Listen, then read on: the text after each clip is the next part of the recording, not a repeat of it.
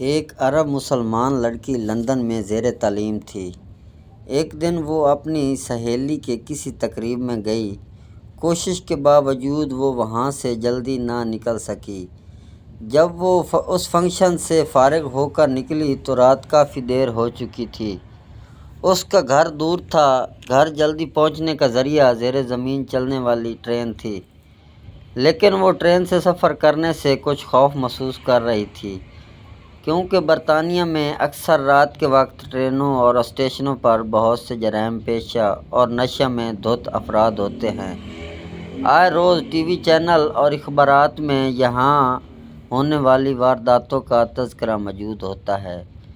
چونکہ اس لڑکی کو زیادہ دیر ہو چکی تھی اور بس کافی وقت لے سکتی تھی، اس لیے اس نے بہت سے خدشات و خطرات کے باوجود ٹرین میں جانے کا فیصلہ کر لیا۔ یہ بات پیش نظر رہے کہ یہ لڑکی دیندار نہیں تھی، بلکہ بہت زیادہ آزاد خیال اور لبرل تھی۔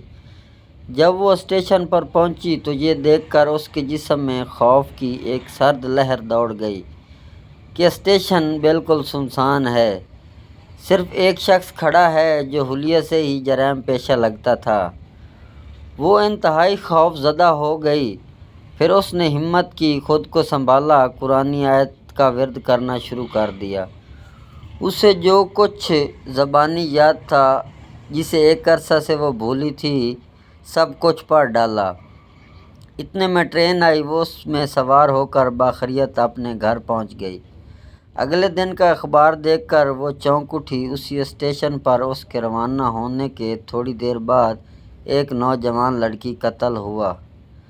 قاتل گرفتار بھی ہو گیا۔ وہ پولیس اسٹیشن گئی۔ پولیس والوں کو بتایا کہ قتل سے کچھ دیر پہلے وہ اس اسٹیشن پر موجود تھی۔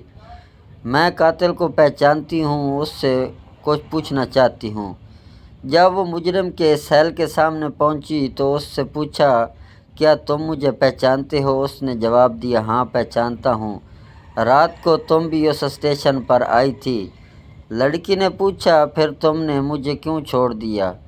وہ کہنے لگا، میں تمہیں کیسے نقصان پہنچاتا؟ تمہارے پیچھے تو دو انتہائی صحت مند اور قدآور باڈی گارڈ تھے۔ یہ سن کر لڑکی حیران ہو گئی۔ اسے یقین ہو گیا کہ قرآن کی آیتوں کا ورد کرنے کی وجہ سے اللہ کی طرف سے اس کی حفاظت کی گئی۔